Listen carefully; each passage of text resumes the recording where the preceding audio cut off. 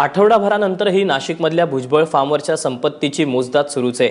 या आलिशान फार्ममध्ये देशाविदेशातल्या दुर्मिळ मूर्ती, अनेक शोभेच्या वस्तू आहेत। त्यामुळे आज मुंबईतल्या 3 तज्ञांना या वस्तूंचं मूल्यांकन ठरवण्यासाठी बोलावलं गेलंय।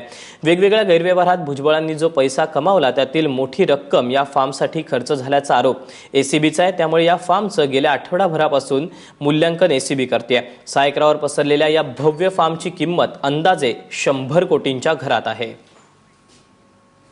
नाशिकमधल्या भुजबळांच्या फार्म हाऊसवरच्या संपत्तीच्या मोजदादीचं काम आठवड्याभरानंतरही सुरू आहे। गुरुवारी यासाठी मुंबईतून 3 विशेष व्हॅल्युअर्सला निमंत्रित करण्यात आलेलं होतं। आपण बघू शकतो हा फार्म हाऊस आणि त्याच्यामध्ये शासनाच्या गाड्या ज्या आहेत त्या आज सकाळपासून त्यांची ये-जा सुरू आहे। असं म्हटलं जातंय की गेल्या आठवड्याभरात भुजबळांच्या या फार्म हाऊसमधल्या प्रत्येक वस्तूची व्हॅल्युएशन करण्याचं काम जे आहे ते अँटी करप्शन विभागाचं पथक जे आहे ते युद्ध पातळीवर करतंय।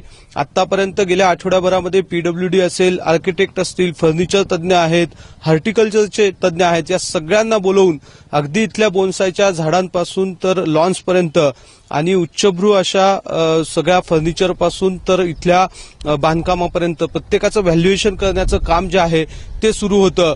परंतु मध्ये ज्या या राजमहलामध्ये ज्या देश-विदेशातल्या दुर्मिळ मूर्त्या आणि इतर वस्तूंचा खजिना आहे त्याची किंमत करणं हे अनेक तज्ञांना शक्य झालं नाही।